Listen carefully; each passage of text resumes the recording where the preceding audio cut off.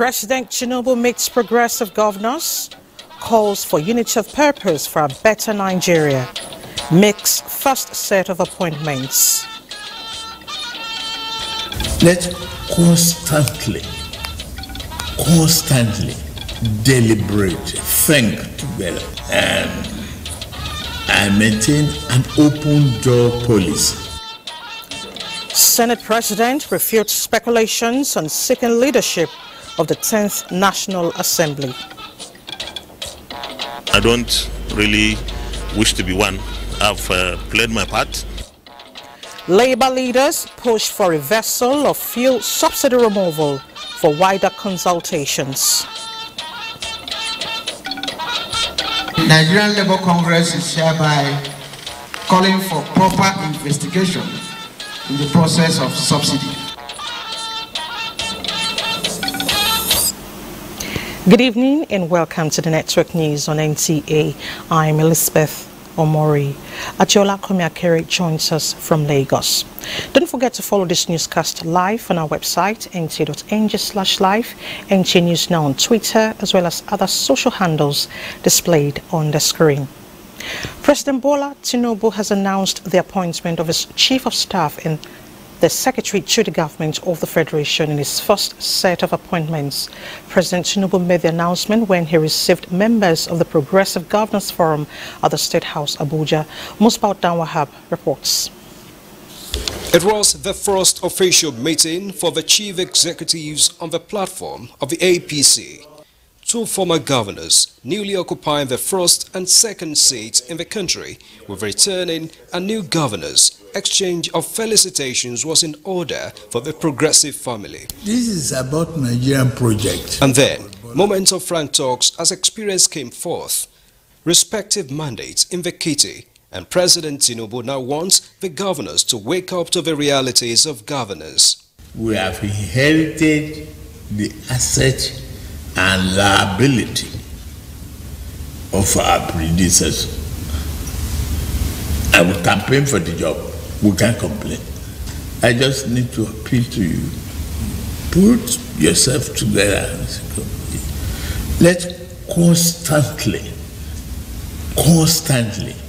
deliberate, think together, and maintain an open door policy.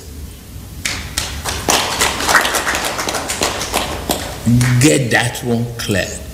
In our seeming assignments, Mr. President called for the intervention of the governors to ensure stability as prospective members of the 10th National Assembly decide their leaders. And the governors had the first privileged information about the president's first set of appointments. Appoint Femi Gbajabiamila as the Chief of Staff. I announced George Akume as SGF. Vice President Shetima asked for support of the governors to fight what he called subsidy scam as the government ends the petroleum subsidy regime. So there is a need for us to really rally around this beautiful decision by the president because it's for the good of our economy. Our economy is in a very, very bad shape. We either get rid of the oil subsidy or the oil subsidy gets rid of the Nigerian nation. That's how bad things are. You are aware of your capacity and your commitment to excellence. The actions taken by you so far for our economic recovery, for the strengthening of national security, are very salutary. We stand firmly with you on this. We must key into a vision and mission, and we shall provide our total commitment and loyalty for the central government to succeed under your leadership.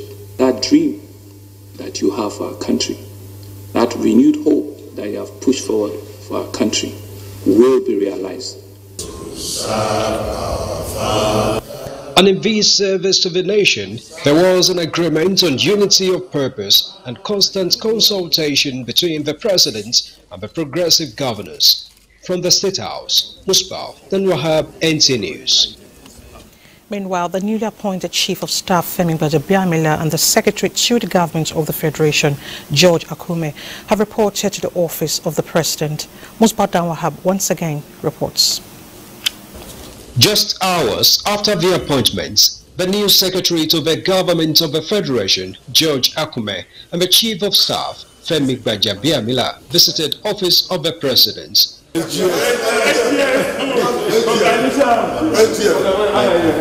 Some of their well-wishers, including former Governor of Ogun State, Olusegun Oshoba, accompanied the new appointees.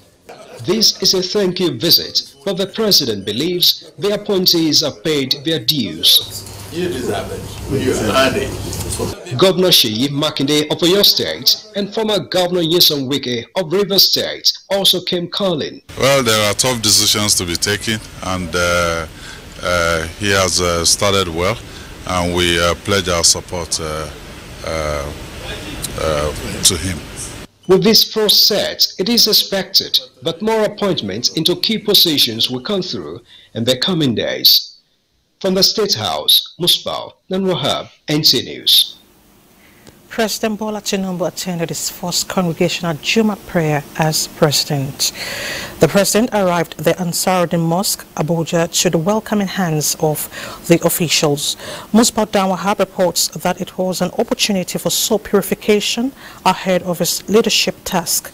Chief Imam Musa Olaofe thanked God on behalf of the president and admonished the new Nigerian leader to do justice as he carries on with his new assignments, including appointment of people into various positions. There was a special prayer for the success of the administration of President Tinubu.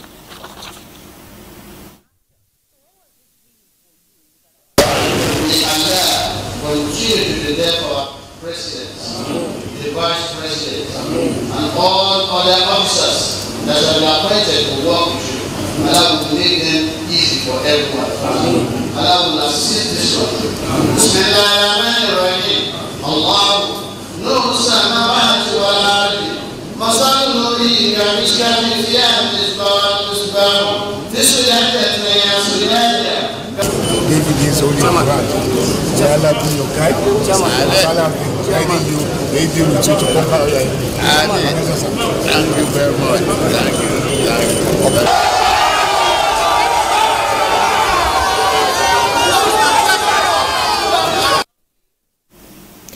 And the Nigerian leader, Bola Ahmed Tinubu, has re-echoed the need for Muslim Ummah to be the brother's keeper, uphold true values and remain patriotic.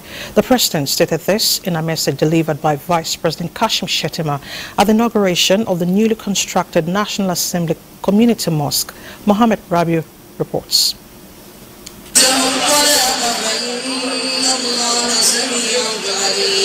The mosque project was funded by Muslim members of both chambers of the National Assembly. يكاد زيتها يضيء ولو لم تمسسه نار. This set the tone of the formal inauguration of the mosque, a project that took 6 months to complete. In the name of Allah, the Beneficent, the Merciful, National Assembly Masjid, commissioned by His Excellency Bola Ahmed Tinubu. The mosque is fully equipped with the state-of-the-art facilities, with men and women's wing, 6 offices, a library, and conference hall.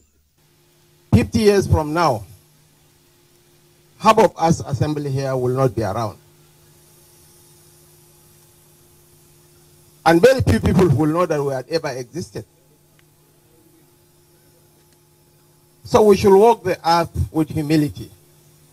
Power, wealth are gifts from Allah to humanity. And they are the least permanent of Allah's gifts to humanity. Power is ephemeral, just like wealth is ephemeral. And Your Excellencies, ladies and gentlemen, may Allah make our contributions towards the construction of this must be our mizan. Is sadaqatul jariyah.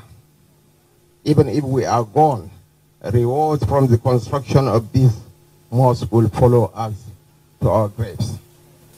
We consider ourselves very lucky that God has chosen us for this mosque to be a reality. There is no greater honor to give God. There is no other sacrifice. There is no better way to spend your money. Whether it is 100 million or 1 naira, than to put that money to the building of an edifice that is befitting of the Almighty Allah. We pray Allah will reward them with what He has promised, rewarding whoever contributed to the building of a mosque. Mr. President, Mr. Vice President, congratulations on your coming to power 4 days ago. And thank you for squeezing your time to make this event one of your first official engagements. This is the first time the National Assembly is having a mosque of this magnitude in the last 42 years of its existence. From the National Assembly, Muhammad Rabiu Ali, NTA News. The Oba of Benin, Ewa II, congratulates President Bola Tinubu and charges him to give more opportunities to youth development. Elected by the monarch on behalf of the royal court, Benin royal family and the people of Edo State expresses confidence in the president's ability to excel in his position and fulfill his mandate to Nigerians, judging from his antecedents.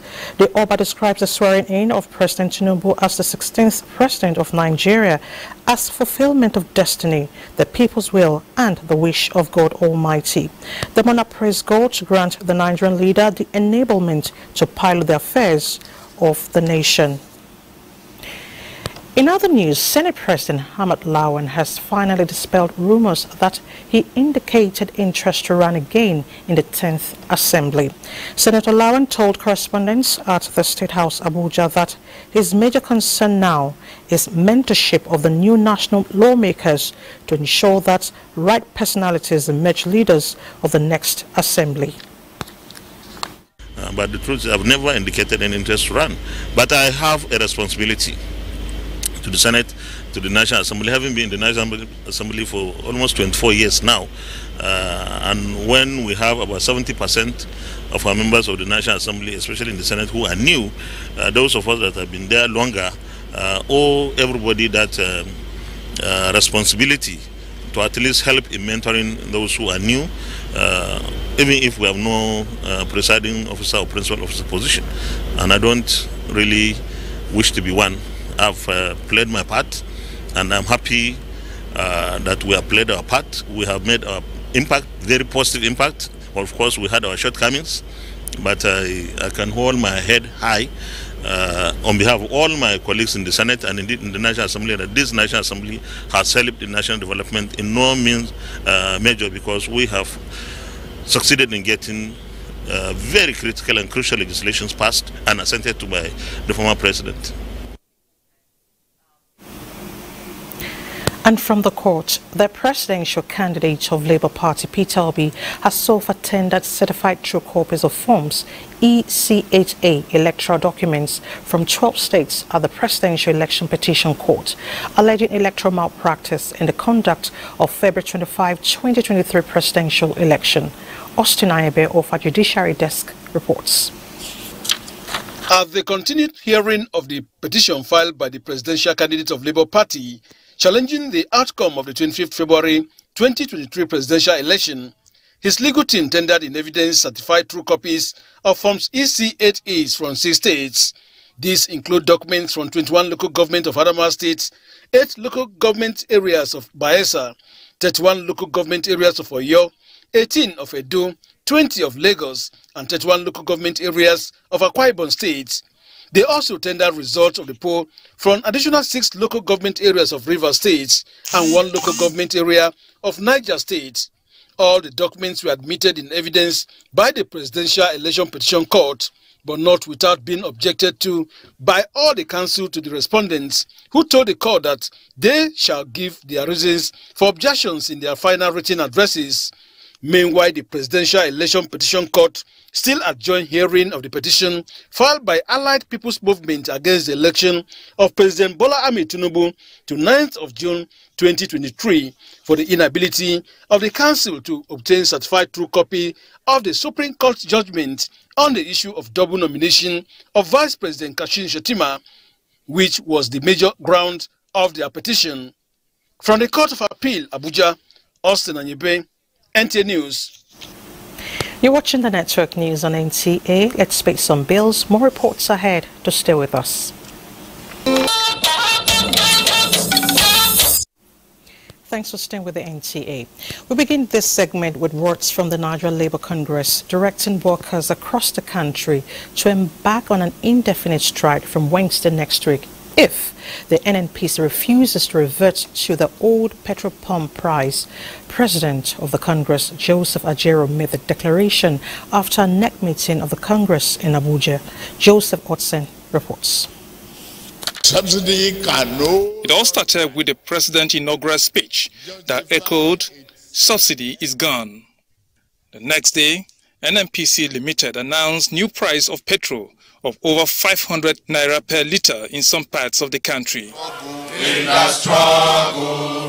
And now, both the Nigerian Labour Congress and the Trade Union Congress have held meetings faulting the move. If by Wednesday next week that the NNPC, a private limited liability company that illegally announced a price regime in the oil sector, refuses to revert itself for negotiation to continue, that the Nigerian Labour Congress and all its affiliates will withdraw their services and commence protest nationwide.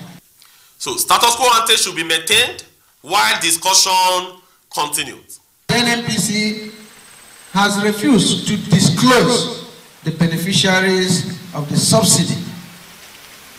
The Nigerian Labour Congress is hereby calling for proper investigation in the process of subsidy. The organized labor had earlier had a meeting with government representatives, but now it says it will not be engaging with anyone without a portfolio as it awaits response from government. In Abuja, Joseph Utsen, NTA News. Still on subsidy removal, the General Assembly of the Inter-Party Advisory Council, IPAC, is urging the federal government to engage stakeholders on the rationale behind the removal of subsidy and put in place palliative measures to cushion the effects on citizens. Timothy Yusuf reports on these and other issues raised at the General Assembly of the Council in Abuja. There are representatives of the 18 registered political parties in Nigeria.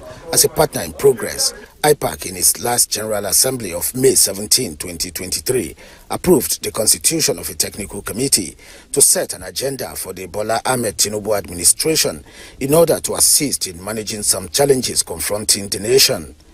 IPAC Chairman Yabagi Sani explained that the council will make public its robust agenda for the new administration. On the issue of subsidy, government is advised to set up a forensic inquiry on the subsidy regime to unravel the secrecy and obvious perception of large-scale corruption in the sector, Yabagi emphasized. In this scenario, the removal of subsidy in a product as central as petrol will no doubt increase the cost of goods and services and further worsen the living conditions of Nigerians. Government should also address the issue of oil theft, metering of the sector infrastructure, while pursuing fiscal policy measures to progressively manage the economic interventions. Council called for the understanding of Nigerians while government intensifies efforts towards putting in place requisite palliative measures to cushion the effects of the new subsidy regime. IPAC also observed a minute silence in honor of the deceased founder of Dar Communications, Raymond Dupesi, with prayer for the repose of his soul. Timothy Yusuf, NTA News. Now let's shift attention to security matters. Zamfara State Governor Dauda Lawal has assured security forces of his readiness to give them all the desired support and encouragement to secure the state. The governor stated this during the maiden meeting with heads of security agencies operating in the state. Jamil Ibrahim tells us more. Security tops the list of priorities identified by Zamfara State Governor Dr. Dauda Lawal in his inaugural speech. The governor has since hit the ground running as he convened an emergency meeting with heads of security agencies operating in the state. The meeting, conducted behind closed doors, lasted for hours. We are ready to give them the maximum cooperation for them to function effectively and do the best in terms of bringing security in Zamfara by the grace of Allah. All of us feel challenged. His Excellency also feels challenged, and we're picking the gauntlet, and in no time you see the result. Meanwhile, Zamfara State Governor Dr. Dauda Lawal has identified upholding the rule of law as necessary for good governance. He stated this at a meeting with the State Chief Judge, Justice Kulu Aliyu, the Grand Qadi Dahiru Muhammad Gusau, and the Permanent Secretary, State Minister of Justice, Musa Garba Bukuyum. He said to this end, his administration will ensure autonomy of the state judiciary. No matter what we want to do in terms of fighting corruption and so on and so forth, if there is no rule of law, it will not work. Your Excellency, with your determination and zeal, I believe the judiciary of the state will be independent. And on our part, Your Excellency, let me assure you, we are ready to work with you. The governor plans to have similar engagement with some other critical stakeholders in due course. In Gusau, Jamilu Ibrahim, NTA News. On civil-military relations, counter-violent extremism and anti-piracy protection of civilian projects has ended with a commitment to observe rules of engagement during conflicts. The training, which was organized by the government of Japan for military and paramilitary personnel, is strategic in meeting the sustainable development goals. The priority of governments and their militaries and other security agencies, therefore, must shift from the traditional objective of capturing and holding territories and enforcing peace to the protection of civilians during armed conflicts. It's not only to educate effectively, but also to foster trust and bring neighboring countries closer in their coordination effort. The training that they have received here will help to improve security in Africa. It was recorded today, so I want to appreciate the Japanese government and its people for their contribution towards humanity through this laudable program. We reduce civilian casualties in wartime, promote civil-military relations, improve professionalism, as well as build trust and confidence in peace support operation missions. To ensure they put the knowledge acquired to practice a sustainable peace-building mechanism across troubled borders and communities in the country. And Chairman of the Police Service Commission, Solomon Arasa, says he's building a new police force that will once again be attractive to Nigerian youth. In a statement, Solomon Arasa notes that in less than 2 months, the PSC succeeded in creating a cordial working relationship between the Commission and the Nigeria Police Force, where both parties now work to complement each other with defined responsibilities. The PSC chairman said he has been engaging international donor agencies and other stakeholders to build the capacity of the Commission and that of the police as lead agency in internal security. He also applauds the leadership of the force for the mass promotions of junior police officers. This is the network news on NTA. We head to Lagos now, where Adiola is standing by with some reports. Nice to see you, Adiola. Nice to see you too, Elizabeth. With the implementation of the new price of petrol, Long queues of vehicles in filling stations in Lagos are gradually disappearing as more filling stations are dispensing the commodity to customers.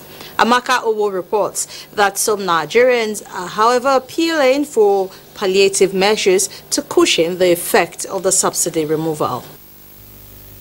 Immediately the removal of subsidy on petrol was announced, it became a Herculean task getting petrol, with some filling stations allegedly indulging in sharp practices. The situation is, however, different now, with the hitherto long queues gradually easing out. NNPC filling stations selling petrol at 488 naira, which is the list price, are the only filling stations with minimal queues around the Ikoyi axis. Some motorists say, while removal of subsidy is long overdue, government should tackle inflation to mitigate the impact on Nigerians. We thank God now that we are seeing the fuel to buy now. And the key will disappear soon now. Because myself, I just bought my own for my motor now. We just hope for the best for Nigeria. Lagosians expect the queues to finally disappear in the days ahead. In Lagos, Amaka Owo, NTA News. It is safe to say that Nigeria has moved from childhood to adulthood in its democratic journey, and Nigerian women have been considered worthy allies to their male counterparts in this ride to nationhood. Kehinde Adebisi in this report examines how well women have fared in the last 24 years of democratic rule and what lies ahead for the female gender in this new dispensation.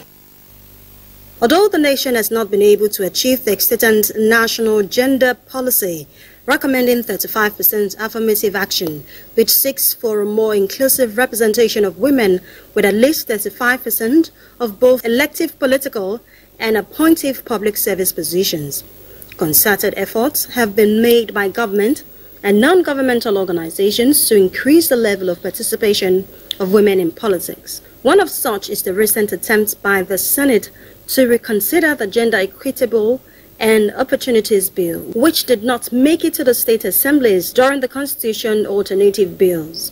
The bill seeks to address several forms of issues bedeviling men and women in their constituencies, in issues of land ownership, inheritance, education, employment, and rising tide of sexual, gender-based violence. Women are becoming more aware, and they know that for the society to be developed, they need the both gender to come into round table in order for them to take decision for the well-being of the society. And for the incoming 10th Assembly, 378 ran for various positions in both chambers, but only 17 were successful, putting it at 3.62%. This figure is of concern to Nigerian women who anticipate that more political positions will be given to women. In the last election, the APC presented the second female governorship candidate in the history of Nigeria, Aishatu Daliru Ahmed Bilani. This, for Nigerian women, was a renewed determination that it is possible to excel in politics. Even if you are not contesting elections, participate. It's our destiny. Why do you allow people that are not even up to you in anything to control your destiny? So women, professional women, you must get involved. It's tough, but hey, everything is tough. I've always had this thing in me that I must, at every point in time, be able to contribute to my immediate environment, wherever I am, wherever I find myself. It is a new dawn, and in a matter of days, political appointment will be made. What is the hope of Nigerian women in this new administration? I'd love to see not just the political will, but the action that backs this will to actually pass the gender bills into law and make sure that we have more female ministers, more female commissioners at state levels. You know, just give women, there are a lot of women who can do these jobs. Despite the few number of women in politics, some notable ones like Ngozi Okonjo-Iweala, Dora Akunyili, Zainab Ahmed, Amina Mohammed, and of course the wife of the president, Senator Oluremi Tinubu, have made a name for themselves in Nigeria's political space. These Amazons have paved way for other women to follow. In Lagos, Kehinde Adebisi, NTA News. And those are the reports from Lagos. Do not forget to follow this broadcast live on our website at nta.ng/live and on our other social media handles displayed on the screen for updates. The news will be right back after this break. To stay.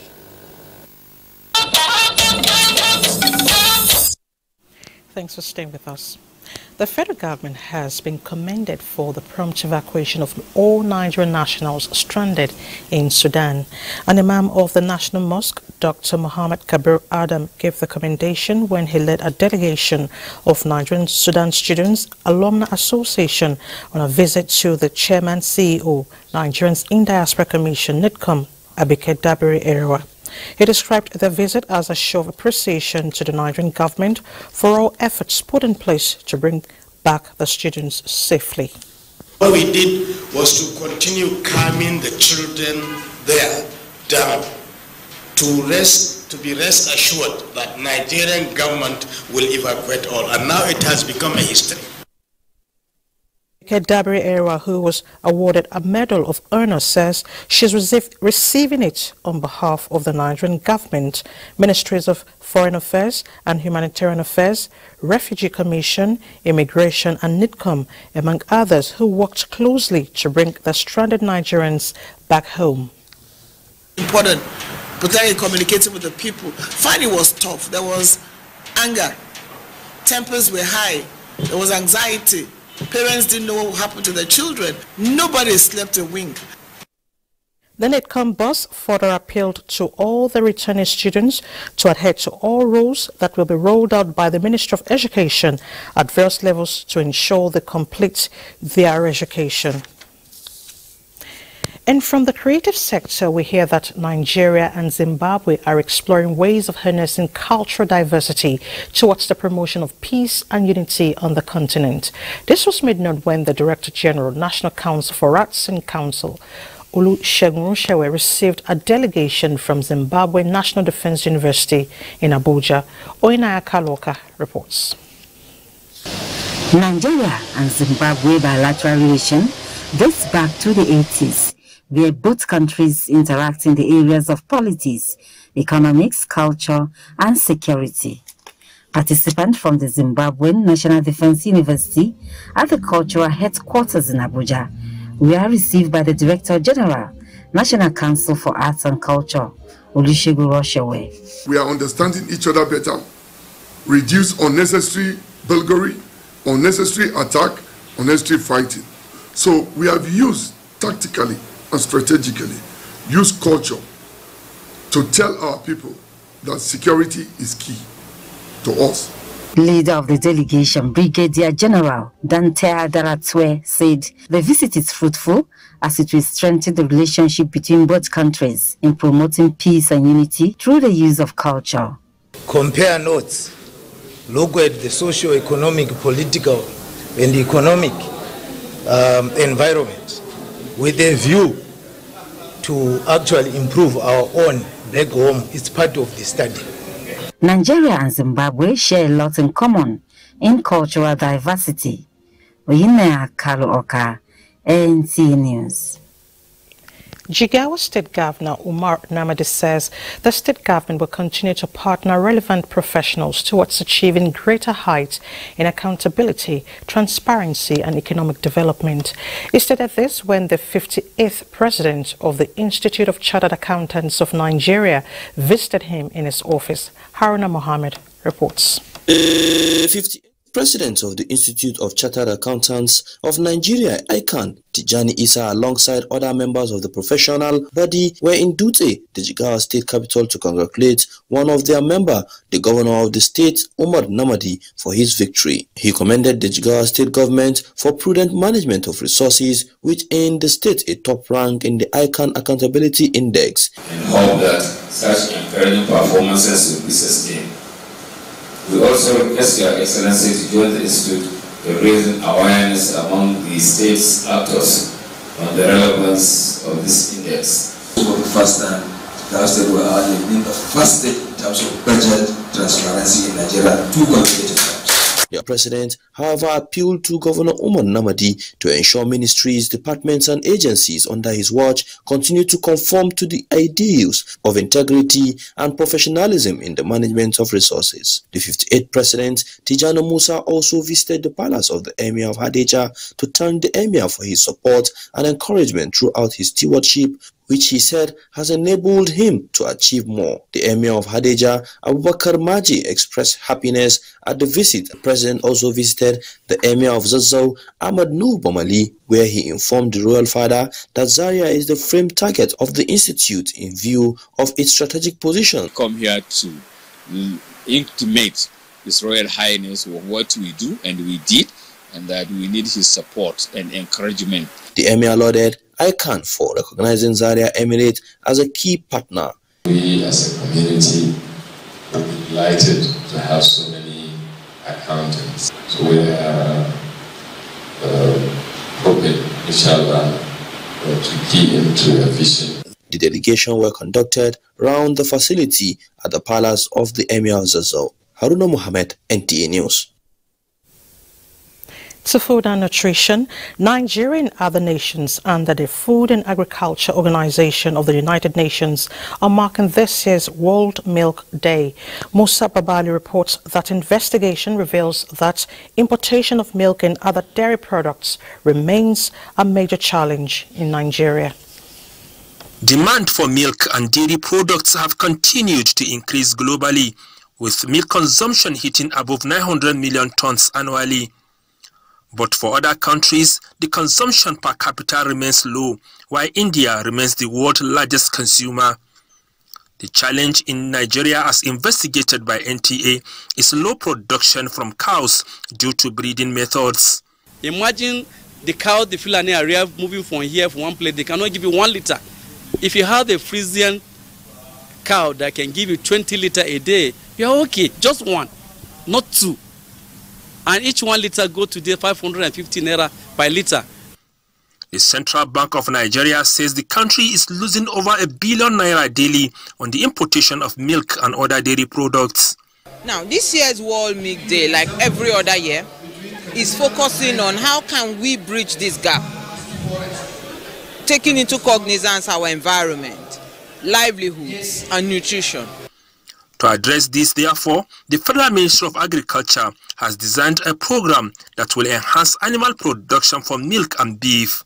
Capacity building and empowerment programs for dairy farmers on hygienic milk production and processing, construction and equipping of milk collection centers in areas with comparative advantage for dairy, feed milling facilities for production of ruminant feeds, pasture collection centers, animal handling centers, cattle feed loss, climate smart poultry and goat houses, among others. Financing a competitive dairy industry. And this symposium is put together to create awareness and at the same time emphasize the importance of milk to good and healthy diet.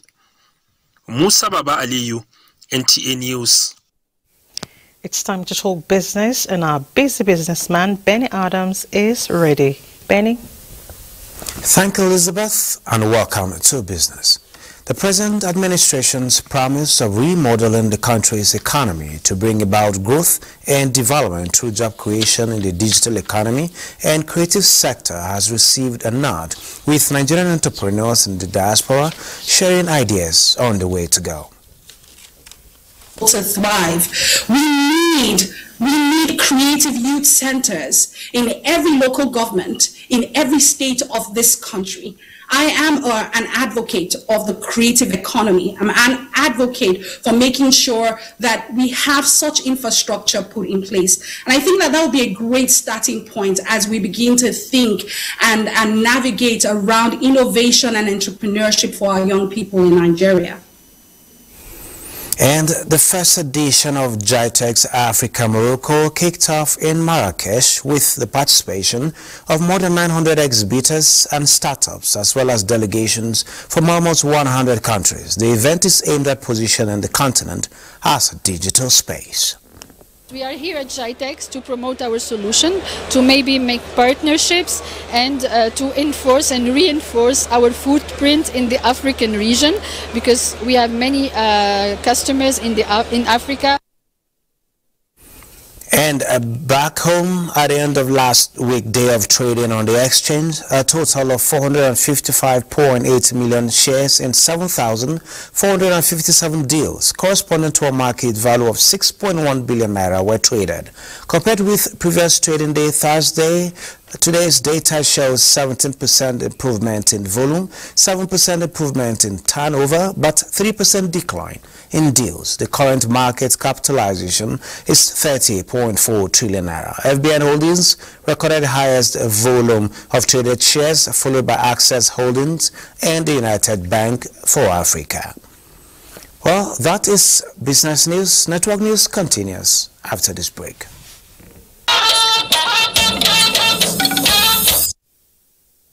Let's now join Olumide Oguntola for stories trending in the world of sports.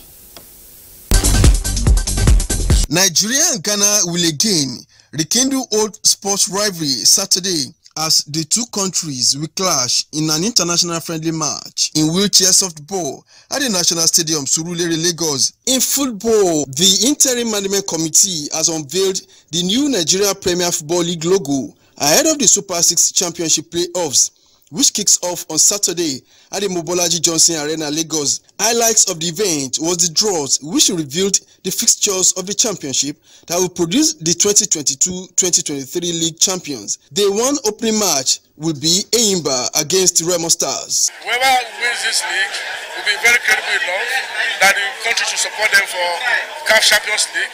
In a related development, plans are underway for an historic Federation Cup final between unbeaten Benden Insurance and Enugu Rangers. The final evokes memories of the 1978 and 1981 FA Cup final.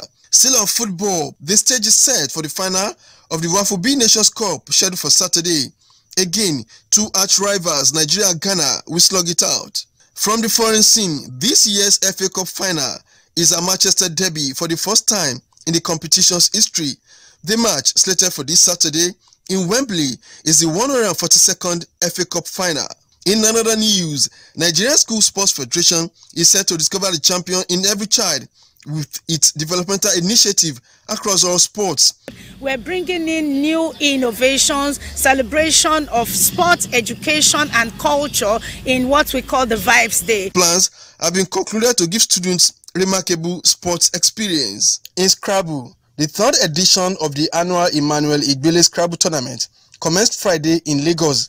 About 110 certified Scrabble players in the country are featuring at the two-day championship. Most players are here to gain rating points. The rating points is what puts most of these players at the top. The competition is in 4 categories with sports updates. Olumide Oguntola, NTA News.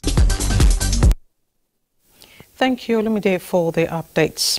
While the weather has been friendly in some parts of the country, let's find out what it will look like tomorrow, Saturday. Hello and welcome to Saturday's weather forecast. These active weather systems are expected to linger overnight, give very early morning thunderstorms to affect parts of Adamawa, Taraba, Gombe, Bauchi, Kaduna, parts of Plateau, Niger, including the southeast inland and the stretch of the coast. By afternoon and evening hours, the better prospects of thunderstorms affect most parts of the northern region, the north central, and the southern parts of the country. That's our bit from here. I'm Theodora Itu. Thank you for watching.